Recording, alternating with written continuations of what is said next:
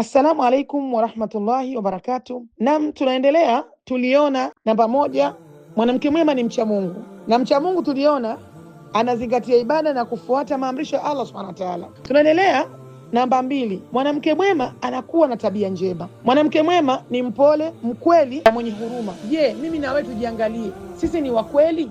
Sisi ni wapole? Sisi tuna huruma? Tujikague katika majambo yetu, katika majumba yetu, kwa miamala ya jirani zetu na jamaa zetu nyumbani. Sisi tuna huruma? Tunatazama ndugu wa familia, tunatazama jamii, tunaiangalia sisi sifa za watu wema, na sisi tukajifunza kama watu wema waliishi vipi. Anakuja mtu nyumbani kwako, anaomba msaada, unamfukuza, unamnyima na kitu pengine unacho. Umeona? Sasa unatakiwa ujitahidi uwe mwanamke mwema. Mwanamke mwema anatazama watu wenye shida zao na kuweza kuwasaidia. Mwanamke mwema ni mkweli. Zama hizi zimekuwa ni ngumu sana. Wanawake wengi sio wa kweli. Anadanganya mpaka kwenye simu. Anapigiwa simu yuko sehemu nyingine, anasema niko sehemu nyingine. Tena anadanganya ndani ya msikiti, pengine yupo ndani ya msikiti. Anasema uongo, niko sehemu nyingine, niko sehemu nyingine. Uongo unamwangamiza mwanadamu. Kwa hivyo tuepukane na uongo ili tupate na sisi daraja za kuwa wanawake wema. Wanawake wema walikuwa ni wakweli, walikuwa ni waadilifu. Lakini mimi na wewe sasa hivi tumekwama, hatuwezi kuwa wakweli.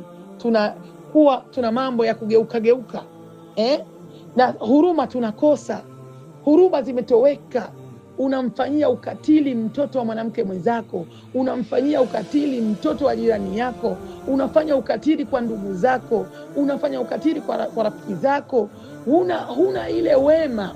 Sasa mwanamke mwema, sifa yake ya pili, anatakiwa awe mkweli na awe na huruma na awe mpole na awe mwenye huruma.